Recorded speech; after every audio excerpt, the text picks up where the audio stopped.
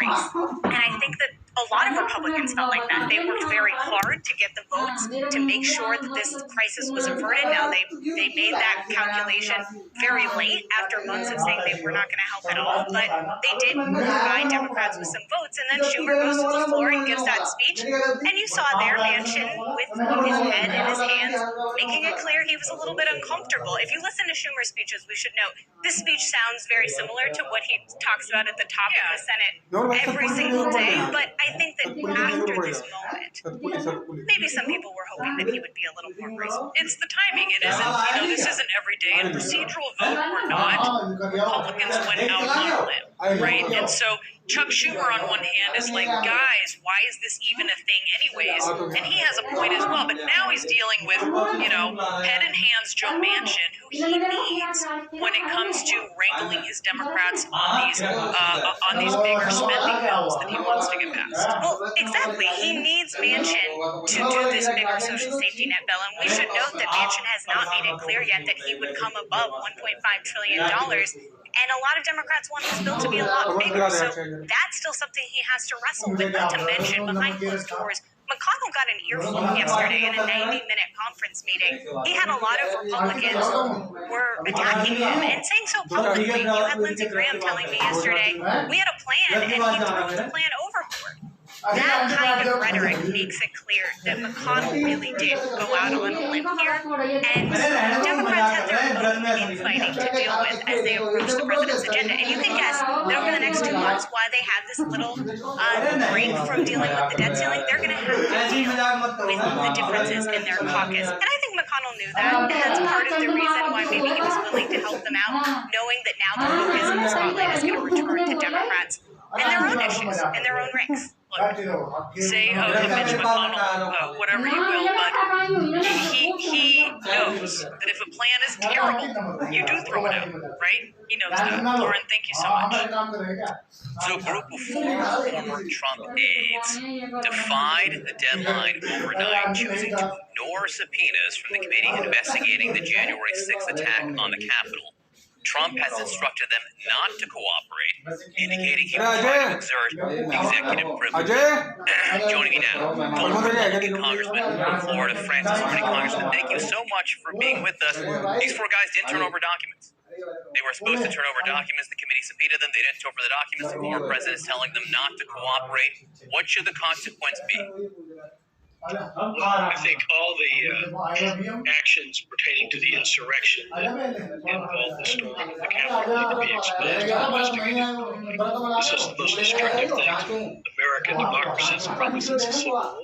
And if you look at U.S. v. Nixon in 1974, the case is pretty clear that the Supreme Court said executive privilege is not unconditional. It requires a balance of interest, and they said a criminal procedure outweighed the assertion of privilege. Well, we've got the criminality on TV.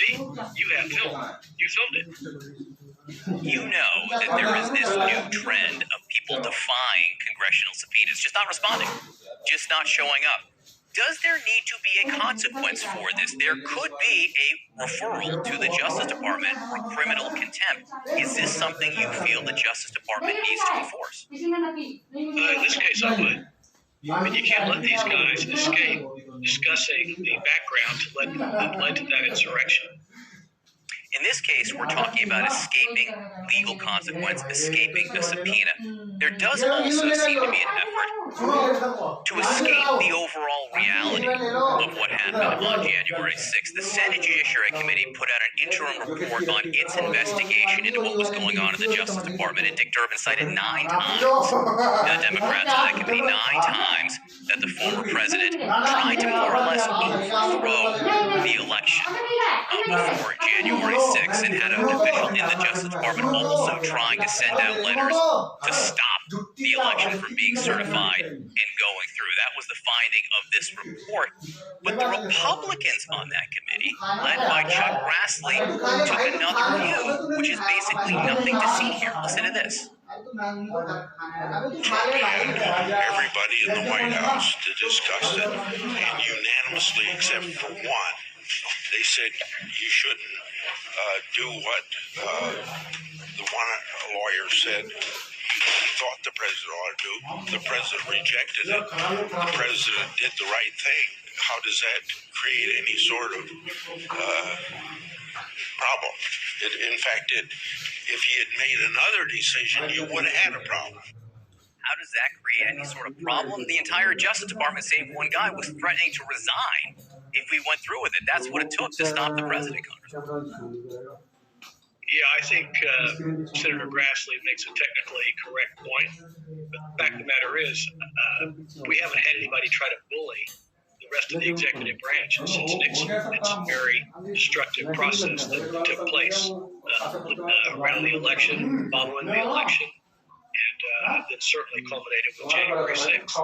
Yeah, and the bottom line was he tried. He was trying to get in the way of the election. He told us he was trying to get in the way of the election results and overthrow it. And it's on a continuum. The reason I think what Grassley says there is important is it's on a continuum to diminish what we know happened that day. That's one part of the continuum. And you go further down the line and you see Republicans now openly celebrated what happened on January 6th. I'm talking about Josh Mandel, who is a candidate for Senate in Ohio, and right now a leading candidate for Senate in Ohio. This is what he put out on social media. He said, "Great breakfast this morning with another Ohioan who took his daughter to the January 6th rally. It's so important for our kids to see democracy up close and exercise their God-given rights." This guy is literally saying this is a day to be celebrated and take your kids to. That is sheer lunacy. And it is incredible that in the United States, we have that kind of action and failure to even consider the facts that are on TV and in the print media. The last time things like that happened, some really bad consequences occurred in world history. We have to pay attention to what happened. What do you mean? Well, when you have people that ignore facts, you get authoritarian rulers who put out fake news. And like Romania, where Ceausescu had convinced the people that we didn't have enough food over here, like what's happened in Venezuela. And it's dangerous what the president was talking about doing and what people like Josh are saying. I mean, I can't imagine they would not say, we may disagree with the policy, but we certainly disagree with the storming of the Capitol. Yeah, I think your point is well taken there, that it's important what's happening now. His take on it now, Josh Mandel, is dangerous for what might happen next. Congressman, stand by for a second, because I want to take a moment to look into more than the 2,000 pages of court documents that have been reviewed by CNN. These documents reveal that Trump allies, including Rudy Giuliani and Sidney Powell, admitted under oath that they did little to verify election fraud claims before amplifying them on the national stage. And all of this is coming out because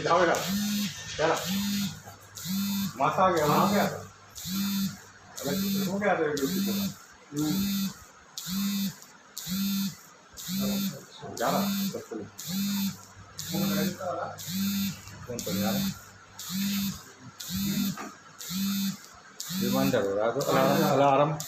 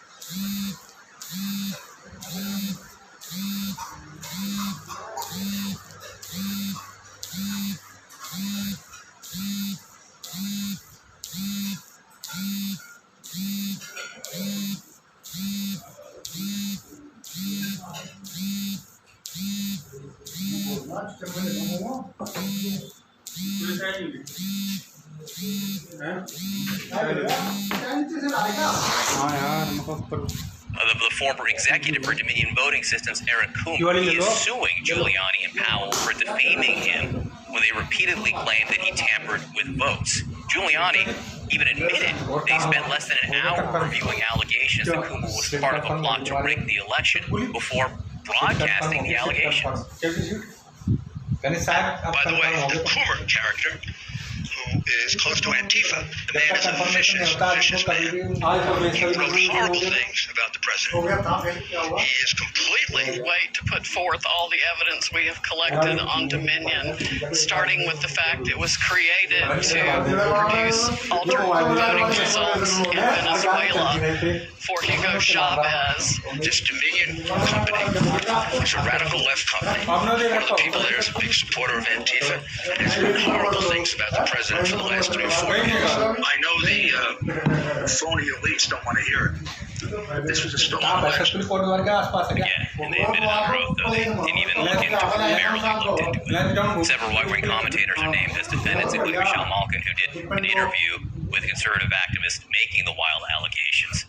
Key verification steps like contacting Coomer for comment about the claims never happened, according to the court records. They just didn't bother to check, just like Giuliani and Powell. So how important was conservative media for spreading propaganda? This is the former White House press secretary, Stephanie Grisham. What was the role of Fox News in the White House? They, by and large, didn't get tough with us. They just took what we were saying and disseminated it. And I think they're disseminating it to a lot of people. Went to the Capitol for January 6th. Francis Ernie's back with us. Congressman, when you look at the depositions, when you hear Giuliani and Sidney Powell under oath saying basically, we barely look into this. We spent an hour looking into this claim. All those instances where they went on TV and just spouted these lies. What does that tell you? What's the consequence? What should the consequence be of that? Well, first of all, I hate to return to Nixon again. It's not a crime to criticize the president. In fact, that's what it's supposed to happen in our democracy.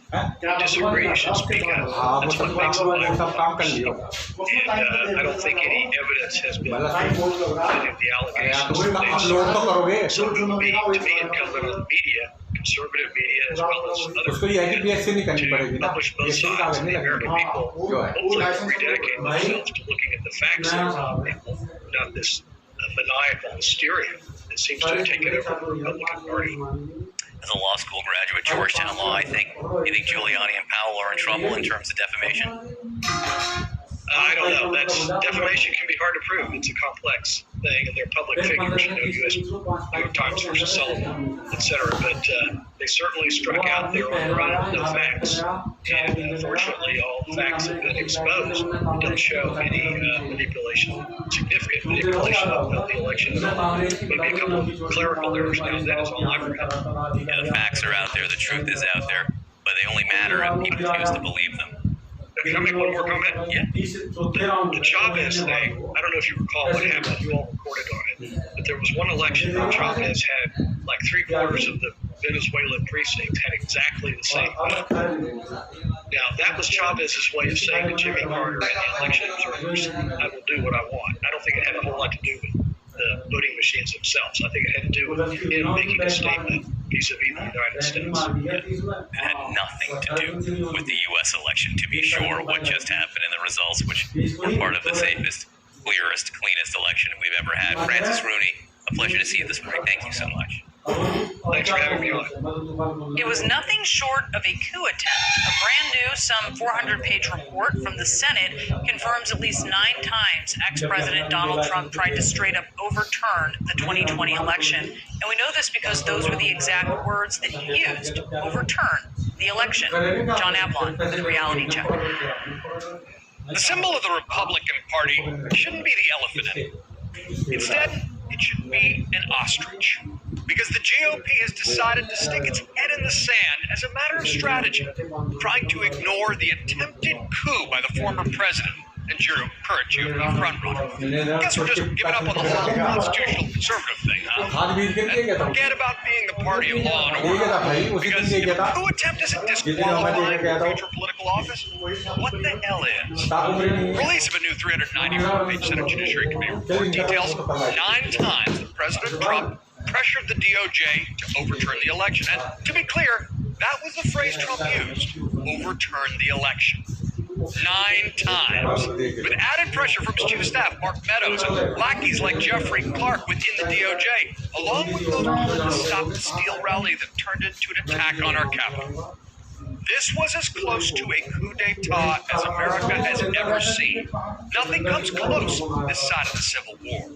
But to look at the Republican Minority Report response is to see not just alternative facts, but that fear-fueled ostrich impulse pull effect. Their core argument, in their own words, is that the available evidence shows that President Trump did not use the Justice Department to overturn the election. That's the most pathetic kind of legalese.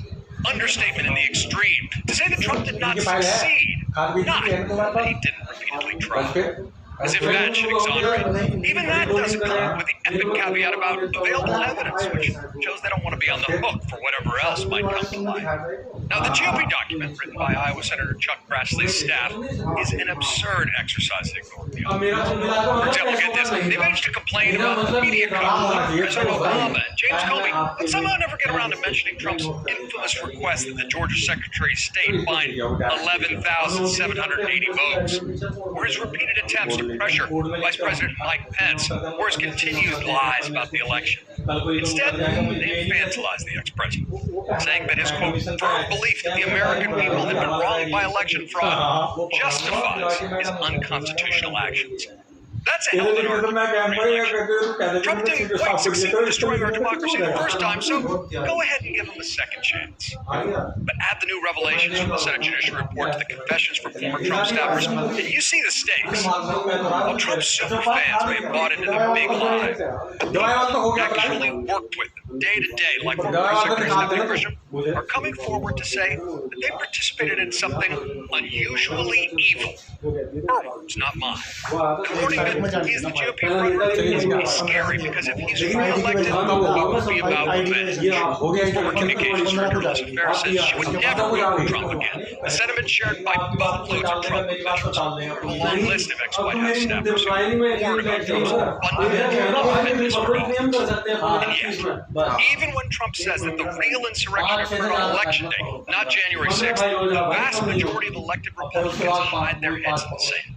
Or play whataboutism games, afraid to confront the clear and present danger Donald Trump still represents to our democracy. Silence is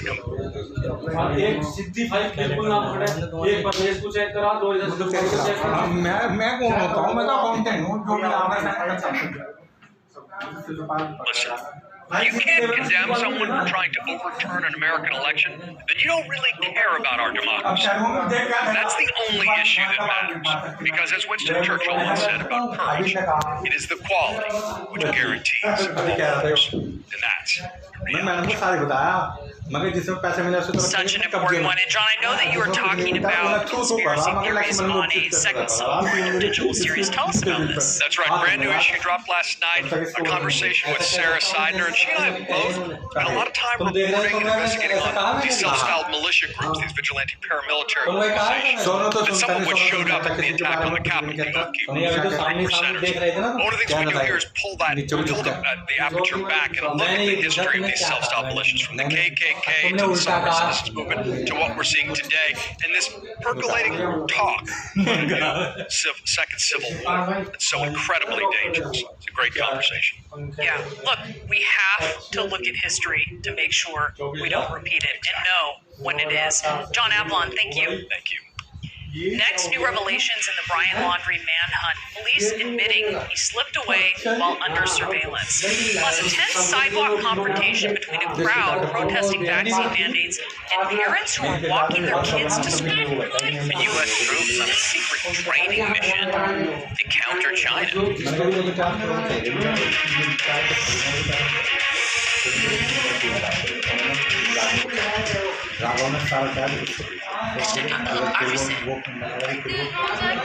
Into a beach bar.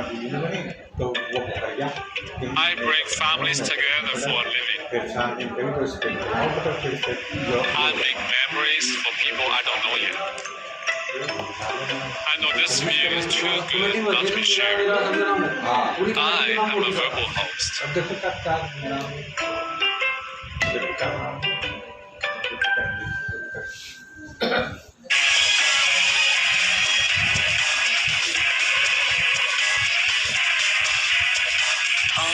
Sandals Montego Bay, Jamaica's newest and hottest resort. Call 1-800-SANDALS. It's okay, everyone. I got this. Are you a doctor? Negative. I just watch a ton of medical dramas on Sling TV. With Sling, you're confident you get the best of live TV for less. Get your first month now for only $10. Sling. Your new pharmacy is here. And here. And here too. It's here to help you save time and money and trips to the pharmacy. It's here to get you the medication you need when you need it. Who knew it could be this easy? Your new pharmacy is Amazon Pharmacy. Dignity. It demands that you can do simple things with ease while managing chronic pain.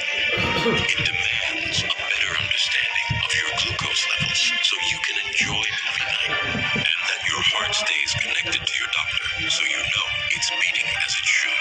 At Abbott, we fight for these moments, developing life-changing technologies because dignity demands it.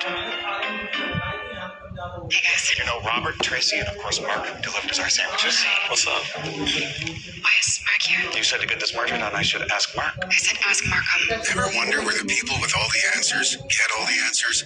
Ask Markham, accountants and advisors.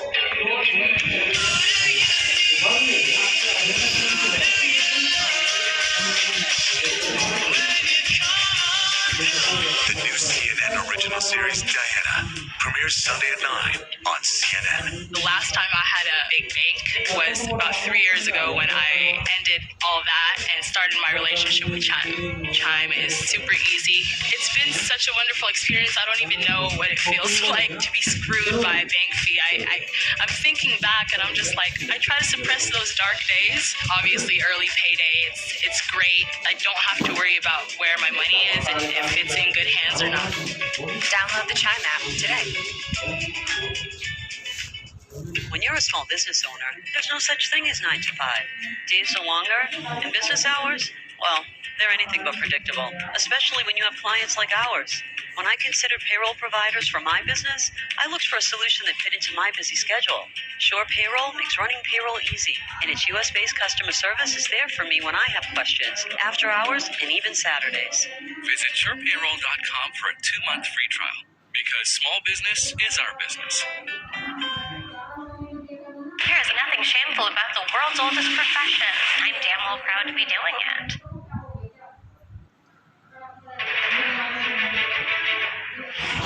New this morning, CNN has learned that Brian Laundrie was under surveillance before he disappeared, and even though police had eyes on him, authorities never got a chance to speak with him. A Northport police spokesman telling our own Randy Kay that officers were limited in what they could legally do since there was no crime at the time and Gabby Petito's body had not yet been found. This is the manhunt for Brian continues, with his father assisting search crews for the first time there in Florida's Carlton Reserve. And joining me now is someone who knows this area like the back of their hand and has been helping in the search for Brian Laundrie, Jamie Hooks. He is a wildlife tour guide, and he takes groups through those parts, in particular in this river that runs through the Carlton Reserve. Look, Jamie, thank you so much for really lending your expertise into this area. I know you take day trips. You're not overnighting there. What is a person up against in this reserve? Well, it's a real difficult area, especially this time of year due to the weather and the high water and all the mosquitoes and all that, and then humidity and heat during the day. It's not conducive for somebody to want to go in there and camp right now. Not to mention the alligators and the water moccasins. It's a pretty dangerous area to even be in right now, let alone try to camp. And even if you were going to camp with full gear and not be under pressure of being hunted, it would be a difficult area to try to be in. How long are the alligators there?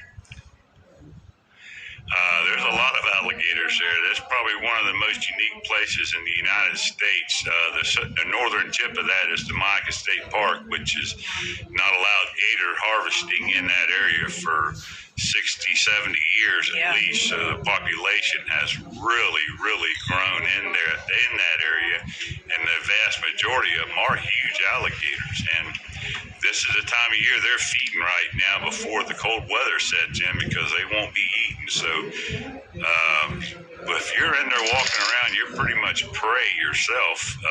You have to keep your head on a swivel, and you have to look at every step you make, just not to step on snakes. I mean, it's a beautiful area, and the danger even adds to its beauty to me, but it's not a place that a lot of people go to right now that aren't aware of it. You know, it's a dangerous area, but then again, I say it is a beautiful spot. No, it is beautiful, but it is dangerous, as you say. And I know that you at first were looking for someone, sort of a search effort. For you personally, as you look, it's more of a recovery effort. You think that it's very unlikely he's alive? Yes, ma'am. At this point right now, when I first started my search, which I did on my own, you know, I've been working on my own. I haven't really been working with law enforcement. It's something I do on my own. I know the areas that I'd be looking at. The areas I'm looking at is places I would be